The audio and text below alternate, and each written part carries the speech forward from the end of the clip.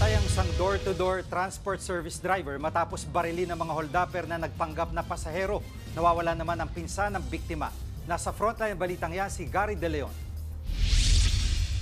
Wala ng buhay at may tama ng bala sa ulo ang lalaking ito nang matagpuan sa gilid ng Tagaytay, Mendez Road noong Lunes.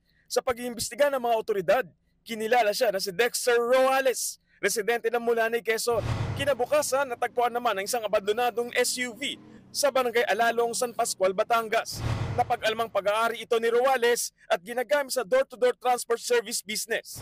Nagkataon din na nagsumbong sa mga pulis ang isang naging pasahero ni Roales tungkol sa nalalaman niya sa krimen.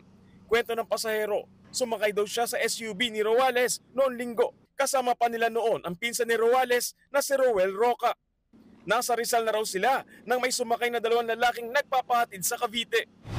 So, sa statement po ng ating passenger victim, siya na lang po yung natitira doon sa SUV, siya na lang po yung pasahero nang may in-advise po yung ating nawawala pa rin ngayon na si Roel Roca na may booking pa po sila at siya po ang huling mahahatid.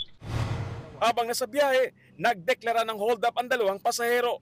Kinuha ng mga hold upper ang kanilang mga cellphone at pera. Kasunod niyan, pinagbabaril daw ng mga sospek ang magpinsan at iniwan sa madilim na bahagi ng Tagaytay. Matapos itapon ng magpinsan sa Tagaytay, pinalipat daw ng dalawang hold-upper ang testigong pasahero sa likod ng SUV na ito. May isa pa raw lalaki na sumakay at nagmaneho kung saan ibinaba naman daw siya sa lugar ng Batangas. Sa sobrang takot sa nasaksihan, agad daw umuwi ng Mulanay, Quezon ng pasahero para doon magsumbong sa pulisya. Sa SUV, natagpuan ng mga pulis ang basyo ng bala. May bakas din ng dugo, natanda raw ng pamamaril, pero bigo silang makita si Roca.